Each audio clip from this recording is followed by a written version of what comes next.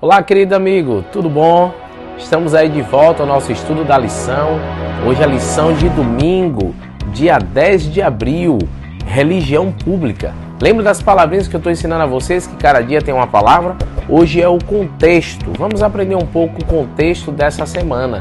Como eu falei a vocês ontem, hoje eu quero ler a versão de Tiago, capítulo 1, verso 19 a 27, a gente não vai ler todos os versos para não ficar cansativo, mas na Bíblia a mensagem, vamos ver qual é a diferença do verso, por exemplo, que a gente leu ontem, o verso 19, diz assim, amigos, nunca se esqueçam, aprenda a ouvir primeiro e falar depois, e não deixe que a ira tome controle. Olha que interessante, aprenda a ouvir primeiro e falar depois, e não deixar que a ira tome o quê?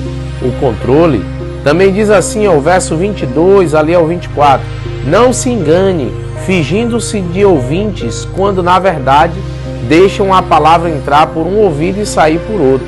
Coerência é tudo. Não adianta eu ouvir e não praticar. Isso é ser uma pessoa incoerente. Uma pessoa coerente pratica aquilo que fala. Na lição de hoje, a gente quer falar um pouco sobre aqueles que têm... Parece que agora, na atualidade, as pessoas têm vergonha de dizer que é cristão. E na verdade o mundo tem forçado as pessoas a se esconderem, a ter uma religião não pública. Por exemplo, você vê artistas, muitos deles não querem declarar qual é a sua religião, porque dizem que vão ter preconceito. Tem até alguns escritores, cantores que dizem assim, eu não gosto de me posicionar na minha religião, porque se eu me posicionar, um público vai me deixar. Então, então eu não posso dizer a quem sirvo, não posso dizer qual é o meu credo. Amigos, isso envolve também caráter. Eu não posso ter vergonha de dizer quem eu sou. Aquilo que eu creio fala muito da minha personalidade. Então, por exemplo, aqui no canal, a gente prega a palavra, fala de Deus, mas eu nunca escondo que sou adventista do sétimo dia. Aqueles que se chegam, a gente quer que venha de todas as denominações, todos são bem-vindos. A gente não tem preconceito, mas eu tenho que saber quem eu sou e aonde eu quero chegar. E aquilo que eu creio é importante e fundamental para a minha fé. Eu até lembro de uma história que estava com minha família, minha sogra estava junto, e era o pôr do sol, e a gente resolveu fazer o pôr do sol na praia, estávamos de férias, em Porto de Galinhas. E a gente foi para próximo de uma embarcação que estava lá, o mar já estava recuado, e a gente resolveu cantar um hino para depois orar. E tinha um casal perto, e aí o rapaz se ofendeu. Disse o seguinte, rapaz, o pessoal fica cantando. Aí eu digo, amigo, você está falando referente a gente? Ele disse, eu digo, poxa, eu estou com uma senhora, uma mulher e 2 crianças, a gente está cantando baixo. Mas me incomoda. Se continuar cantando, eu vou botar o som aqui, que eu tô com uma caixa de som, porque tem que respeitar o espaço do outro. Engraçado, respeitar o espaço do outro é que se ele colocasse o som, atrapalharia os dois. Então quer dizer que ele não podia ter o espaço dele e o meu? Aí que vem uma coisa interessante. Muitas pessoas querem expressar aquilo que ouve, querem ouvir e colocar no último volume, mas quando é a gente cristão, a gente não pode se posicionar.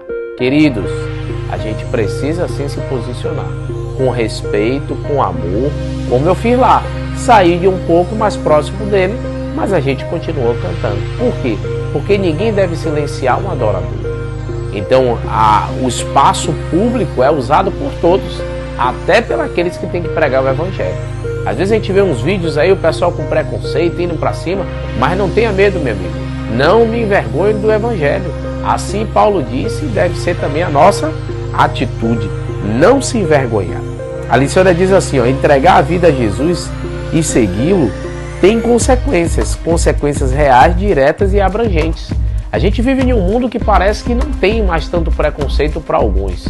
Tem, queridos, tem sim.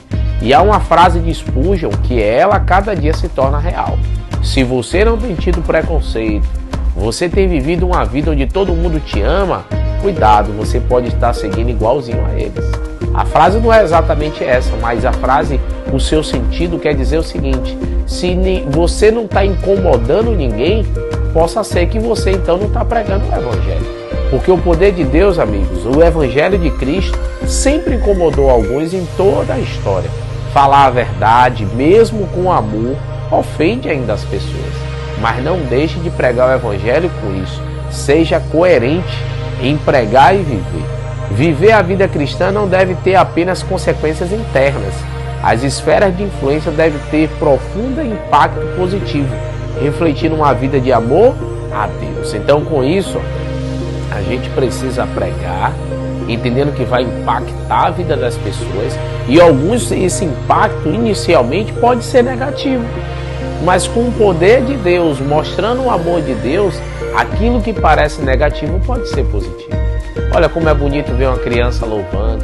Eu tenho uma filha vai fazer 2 anos esse mês, e eu acho tão interessante a maneira que ela já se expressa. Ela bota a mãozinha de oração, ela já canta. E muitas pessoas que até não têm um credo, quando vê, aquilo chama a atenção. Então a gente não tem vergonha de fazer orações públicas quando vai comer. Então eu penso sempre nisso, uma família consagrada chama a atenção para Cristo. Então todas as suas ações que revelem um Salvador, tá certo? Então sua religião não tem que ser só interna, só para você. Ela tem que ser algo público. Se Cristo está fazendo diferença na sua vida, revele isso ao mundo. Vamos orar? Querido Deus, ó Pai, nos ajude a sermos cristãos autênticos, respeitosos, mas não deixar de falar do Teu amor e falar às pessoas daquilo que a gente crê, da maneira que a gente crê, e falar desse Salvador que em breve vai voltar. Ajude-nos a sermos coerentes com a nossa pregação, no nome de Cristo Jesus. Amém, Senhor. Deus te abençoe e guarde, querido.